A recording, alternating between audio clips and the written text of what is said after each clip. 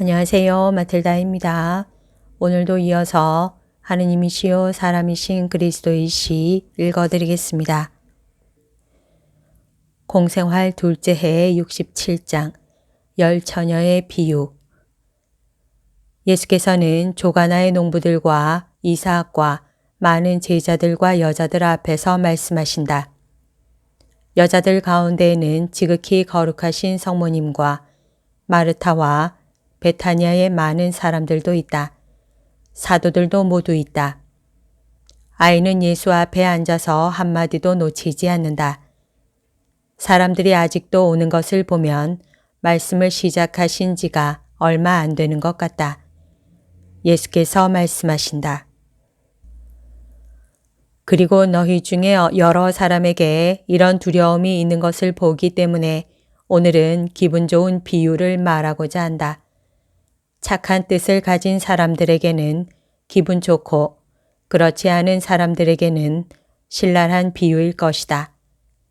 그러나 착한 뜻을 가지지 않은 사람들도 그 신랄함을 없애는 방법을 가지고 있다. 그들도 착한 뜻을 가진 사람이 되면 비유가 그들의 양심에 생겨나게 하는 비난이 없어질 것이다.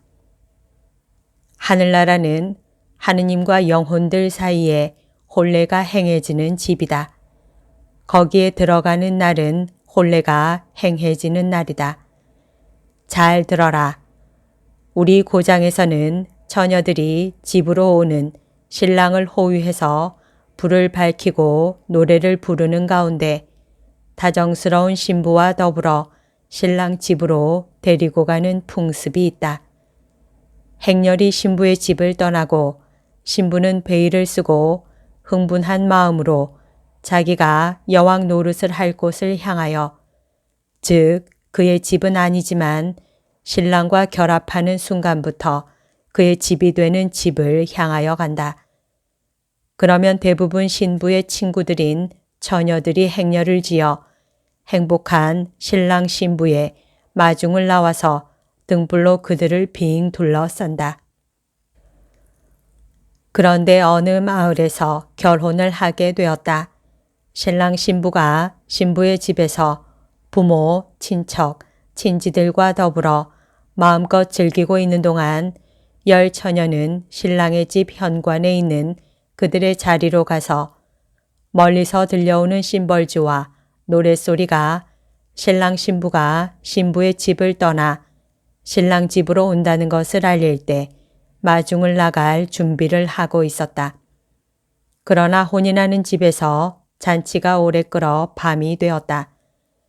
처녀들은 너희들이 알다시피 최후 순간에 시간을 허비하지 않으려고 그들의 등불을 항상 켜둔다. 그런데 불을 켜서 잘 밝히는 등불을 가진 그 열 처녀 중에 슬기로운 처녀 5명과 어리석은 처녀 5명이 있었다. 슬기로운 처녀들은 용의주도해서 기다리는 시간이 예정보다 길어지면 등잔에 기름을 넣을 수 있게 기름을 가득 채운 작은 그릇을 가지고 있었는데, 어리석은 처녀들은 그들의 작은 등잔에만 기름을 가득 채우는데 그쳤었다. 시간은 1시간, 2시간 자꾸 흘러갔다. 즐거운 대화, 재미있는 이야기, 농담들로 기다리는 것도 지루하지 않았다. 그러나 그 다음에는 무슨 말을 해야 할지, 무엇을 해야 할지 몰랐다. 심심하거나 또는 그저 피곤하기만 해서 처녀들은 불을 켠 등불을 아주 가까이에 놓아둔 채 더 편하게 앉았고 천천히 잠이 들었다. 자정이 되어서 신랑이 온다, 마중 나가라 하는 외침이 들려왔다. 열 처녀는 명령을 듣고 소스라쳐 놀라 깨서 베일과 꽃줄을 들고 머리를 손질하고 등불들이 놓여있는 탁자로 달려갔다. 등불 중에 5은 힘이 없어져 가고 있었다. 기름이 떨어진 심지는 다 타서 점점 더 약한 빛을 내며 연기를 뿜고 있어 바람이 조금만 불어도 꺼질 참이었다. 이와 반대로 다른 등불 5은 용의주도한 처녀들이 잠들기 전에 기름을 더 넣었기 때문에 아직 선명한 불꽃을 가지고 있었고 등잔에 기름을 더 넣자 불꽃이 더 성해졌다. 어리석은 처녀들은 애원하며 말했다. 아이고, 너희들 기름을 좀 다오. 그렇지 않으면 우리 등불은 들기만 해도 꺼지겠으니 말이다. 너희 등불은 벌써 아름답게 타고 있구나 하고. 그러나 신중한 처녀들은 이렇게 대답했다. 밖에는 밤바람이 불고 이슬도 굵게 내리고 있다. 바람과 습기에 견딜 수 있을 든든한 불꽃을 만들려면 기름이 넉넉하다는 법이 없다. 만일 너희에게 기름을 주면 우리 불꽃도 가물거리게 될 것이다. 그러면 꿈틀거리는 작은 불꽃이 없는 처녀들의 행렬은 정말 음산할 거다. 그러니까 제일 가까운 가게에 뛰어가서 주인에게 청하고 문을 두드리고 일어나서 기름을 달라고 해라. 그래서 어리석은 처녀들은 숨을 헐떡이고 베일을 구기고 옷을 더럽히고 꽃줄을 잃어버리고 서로 부딪고 하면서 뛰어가서 동료들이 충고하는 대로 하였다. 그러나 그들이 기름을 사러 간 동안에 길 안쪽에서 신랑이 신부를 데리고 나타났다.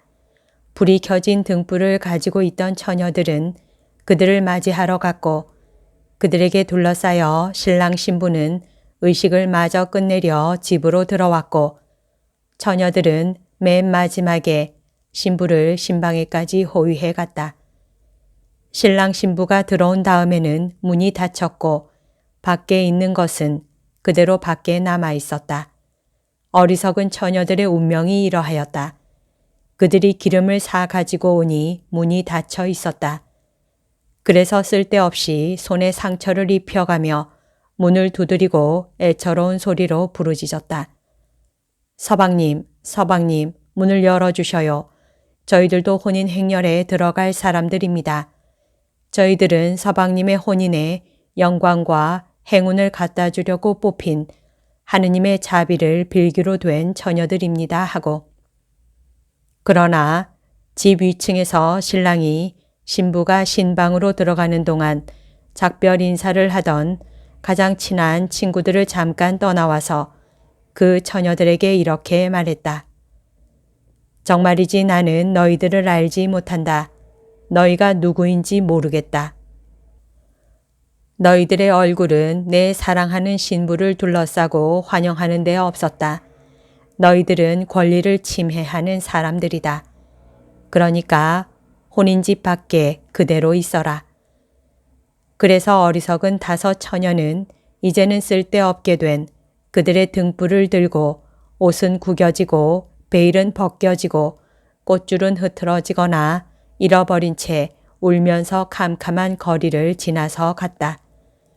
그러니 이제 너희는 비유에 들어있는 말을 알아들었을 것이다.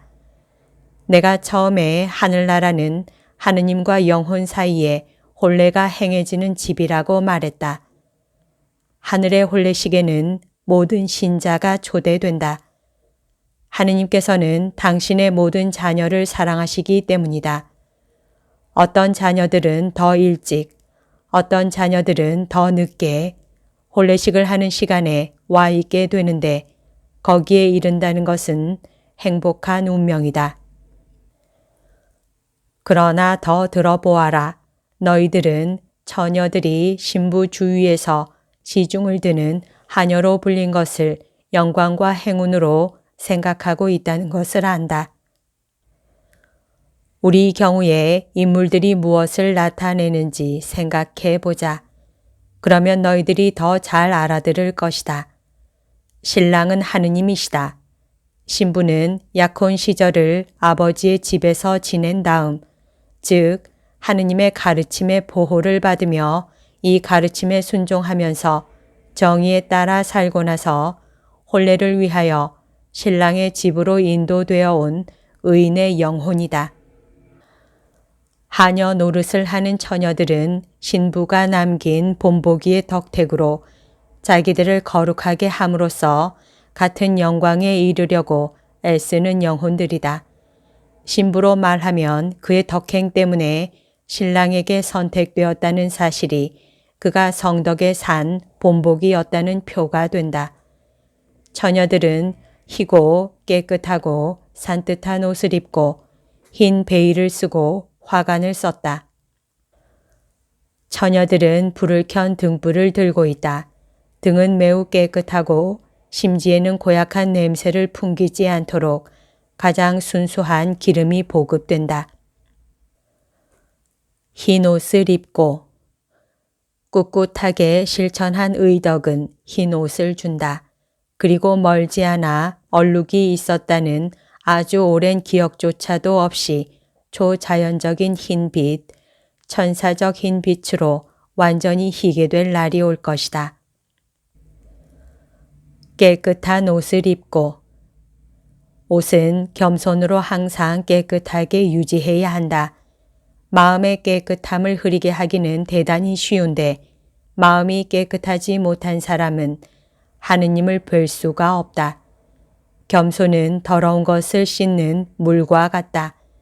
겸손한 사람은 그의 눈물이 교만의 옷을 퇴색하게 했다는 것을 이내 알아차린다.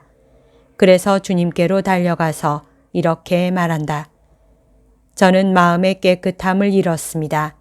저는 저 자신을 깨끗하게 하려고 웁니다. 주님의 발 아래에서 웁니다.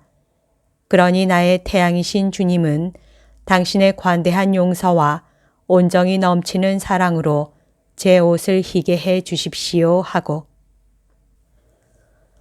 산뜻한 옷을 입고 오 마음의 산뜻함 어린아이들은 하느님이 주신 선물로 이것을 가지고 있다. 의인들은 하느님께서 주신 선물과 그들 자신의 의지로 이것을 가지고 있다. 그러나 누더기가 되고 타고 중독이 되고 더럽혀진 영혼을 가진 죄인들은 그러면 다시는 산뜻한 옷을 절대로 가지지 못하게 되겠느냐? 오, 그렇지 않다. 그들도 산뜻한 옷을 가질 수 있다. 그들이 자신들을 멸시하며 돌아보는 순간부터 산뜻함을 가지기 시작하고 생활을 바꾸기로 결정할 때 산뜻함을 더하고 속죄로 자신들을 씻고 해독하고 그들의 불쌍한 영혼을 재건할 때 깨끗함을 완전하게 한다. 당신의 거룩한 도움을 청하는 사람에게는 구조를 거절하지 않으시는 하느님의 도움과 영웅적 정신을 능가하는 정도에까지 이른 그들 자신의 의지로 그리고 끝으로 죄인이었던 나에 대한 꾸준하고 가차없는 속죄로 그들은 자기들의 영혼을 어린아이의 것과 같은 새로운 산뜻함으로 도로 데려가는데 이 산뜻함은 그들이 쌓은 경험으로 인하여 전에 그들과 같은 사람이었던 즉 죄인이었던 사람들에게 선생 노릇을 할 수 있게 하기 때문에 귀중하게 된다.